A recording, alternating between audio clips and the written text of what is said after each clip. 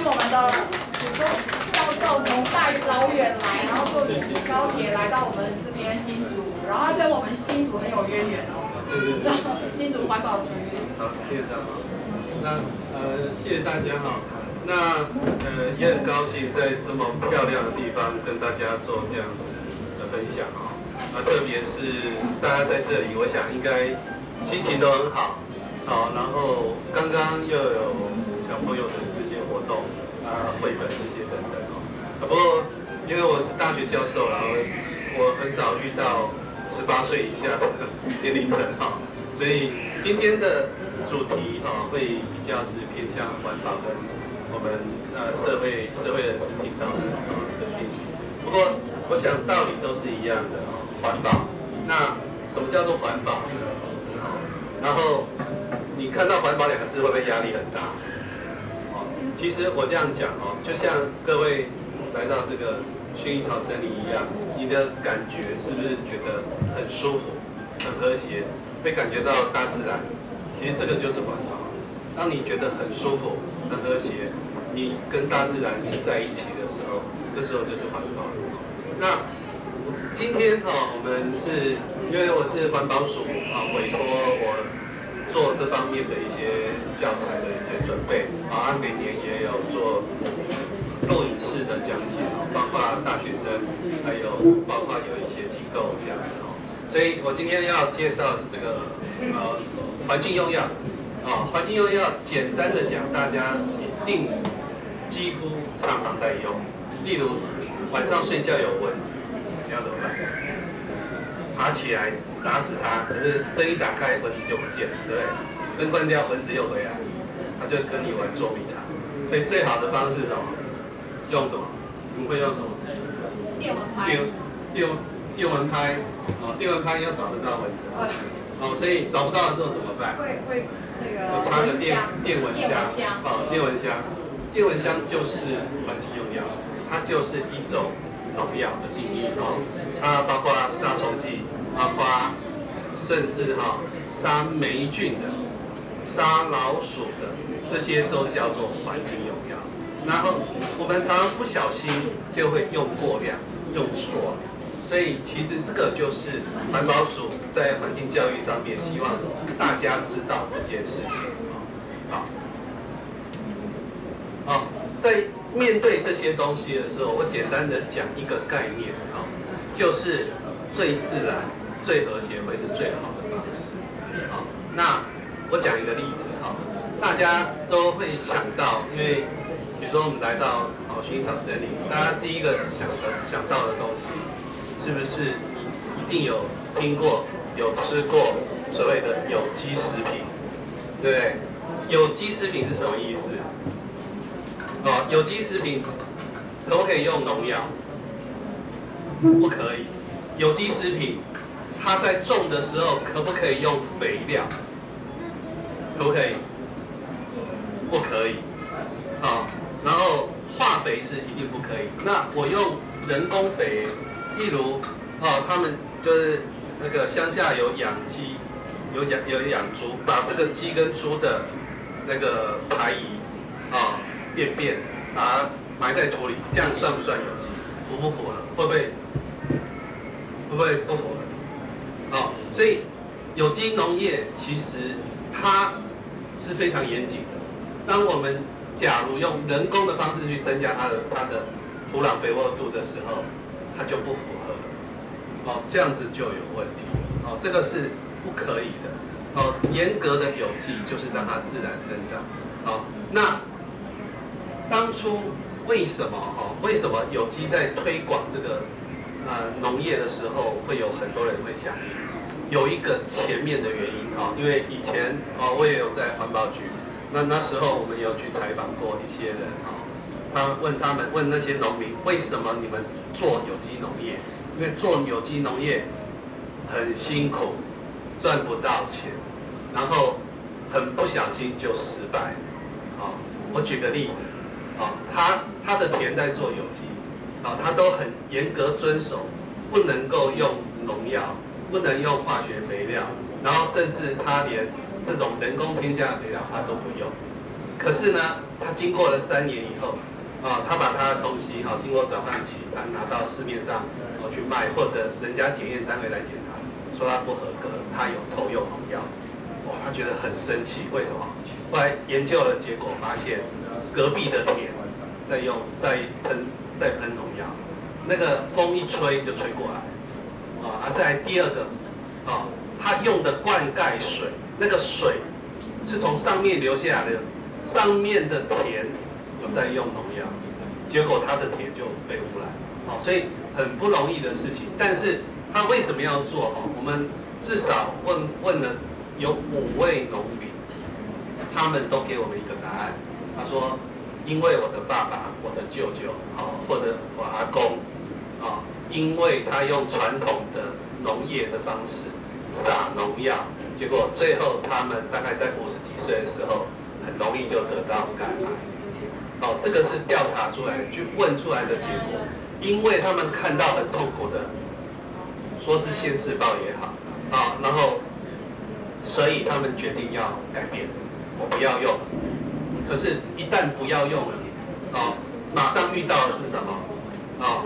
开始有虫会来了，开始有那些老鼠会来了，然后开始有鸟会来了，把你种的东西全部吃光光，所以以这样子来讲的话，其实很辛苦的过程，然后我们其实这一些努力，你只要坚持下去，最后会得到成果的。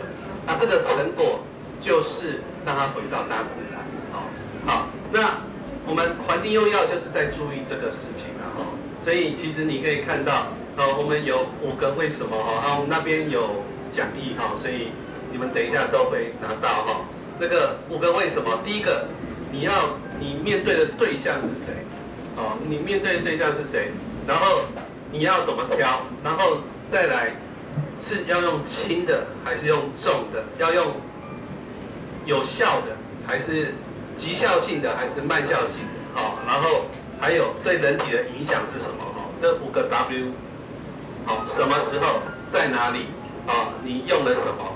谁可以用？你要对付谁？这些等等，这一些都是我们安全用药的重点，特别是如果你用错了，你用得太严重，很可能会最后透过一个叫做食物链的影响，会影响到你自己，所以以这个情况来讲的话，特别是以前最出名的一个农药叫 DDT， 它到现在都还有残留，这个对整个环境的影响都很大，到现在都还是测得到的，所以我们要避免这样，其实最好的方式就是，其实我们政府都有公告了，就按照政府公告，但是因为现在网络太发达了，很容易不小心你还是买到不合格的药，例如你可能会去一般的5金行去买一个杀蟑螂、杀蚂蚁的药，可是一打开它的包装，上面写的是日文，它上面写的是简体中文，或者是你在网络上面团购，来源不清楚，或者是拍卖网站上面，它价钱比外面便宜很多，而且保证有效，所以这一些很有可能都是大陆来的、地下工厂来的，或者是一些非法的方式走进来的，我们有个统计，也很夸张的统计，台湾平均使用农药的量，包括合法跟非法，平均起来全台湾2300万人。平均每个人每年会分到的农药的量，2个保特瓶，每个人每个人2个保特瓶，我讲的夸张一点就是，你这样想每年新年过年1月1号，政府就会发2瓶农药给你请你今年喝完，用完这样子，因为它最后跑到哪里了？它不是说消失在土里，不会消失它会降解，但是它还是有成分在，它可能降成 A 结构、B 结构、C 结构，但是呢，只要当边又有种菜，是不是就跑进菜里面？菜会吸收嘛？这个菜可能最后我们又吃回来。所以这是一个很可怕的事情。怎么减少这个量？怎么让它更回到大自然？这个环境用药就很重要。政府其实都算过了，都有公告。所以这个部分其实大家多注意一点，起码你的周遭不会。但是如果是整个社会上的共识的话，那就会更好。为什么？因为不是只有你不用就没事了，你会受到别人的影响，因为你看到这整个环境污染是什么，你是分不开的，对不对？那边就像我刚刚讲那个有机农药，隔壁在撒药，山上有人在撒药，那流下来的水就是脏的，就是污染的，一样的道理。假如大家都没有共识的时候，这时候你就会看到，其实你很努力的避免，但是你的身上、你的环境永远都会有这种残留。所以这个是需要大家一起努力的。然后环境用药也不是你以为没碰到就没事，没吸到都没事。我刚刚有讲那个有机农药的故事，为什么他的阿公、他的爷爷得到那个肝癌？阿公爷爷其实不见得会去吃农药，但是他们很多在撒农药的时候，夏天是不是背着一台机器在那边喷，对不对？背着一台机器在那边喷，夏天又很热，他穿着 T 恤，甚至男生就打赤膊在那里喷，是不是天气很热又流大汗，是不是整个毛细孔都张开？然后他在喷农药的时候，在用这些有时候是电动的时候。会不会有一些流到他背上？会，而且量很多，而且很浓，所以它不是只有吸进去我没吸进去，我戴个口罩就好。它在撒农药的过程，这个撒下来，然后透过它皮肤的吸收，皮肤会吸收的所以皮肤吸收以后，最后就跑到肝脏了。所以累积下来，中毒最深的就是那个农民所以一样的概念，我们在用环境用药的时候，你一定要想。我撒了这个，我很讨厌蚂蚁，撒了灭蚁的药，消灭蚂蚁的药。我很讨厌霉菌，我喷了灭霉菌的药，然后我也不管它的来源。但是最后你会不会碰到，甚至你会不会吃下去？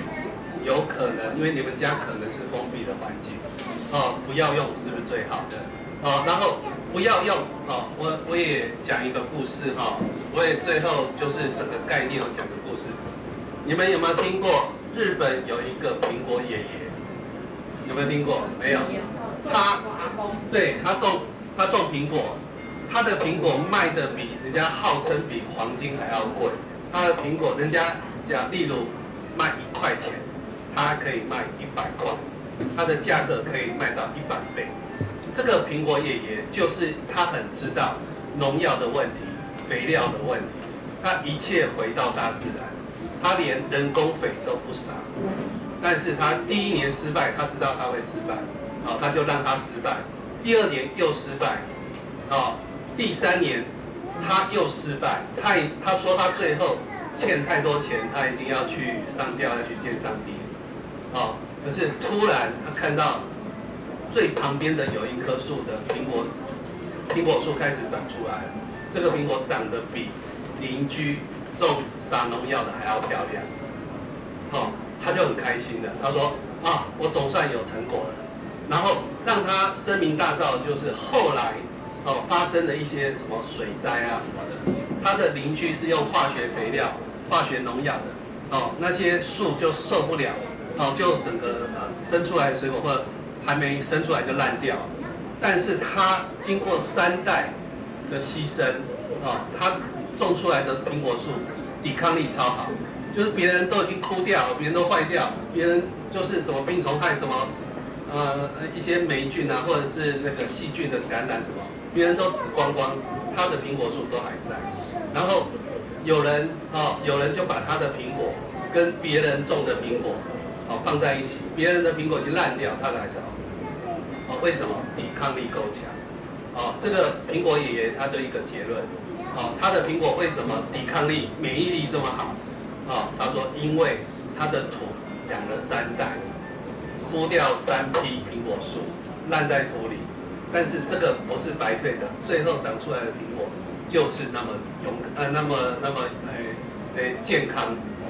哦，所以这样子的故事，其实我把它给大家做一个结尾哦，就是我们一开始可能效果不好，一开始可能我很受不了家里有虫，可是我举例子来讲，有很多的虫，它之所以存在，它是要帮你消灭一些东西的，所以其实这些都最简单的方式，就是大家在薰衣草生理的这种感觉，你带回家里，你在用药的时候，你也想到在这里的感觉，这个感觉就是环保，就是和谐，就是与大自然共存，家里有虫不是坏事，用最自然的方式去对应它。环境用药其实最高的环境用药就是不用，对不对？所以这个也是我们追求的目标。那我这边有一些都是环保署审查过的一些讲义，你们可以参考。那你们也可以看看然后真的要用的时候，记得保护自己最重要也要记得我刚刚有讲那个有机农业那些农夫他们之所以要投入有机的一个最主要原因，因为他看过农药中毒的情况，得癌症的情况，这样子好，那我的分享到这边谢谢陈教授，好，谢谢两位讲师林小林跟陈教授，好，那今天就是很谢谢我们环保局为我们这一场活动申请到就是参与的朋友们，我们都可以获得环保局的赠点1万点，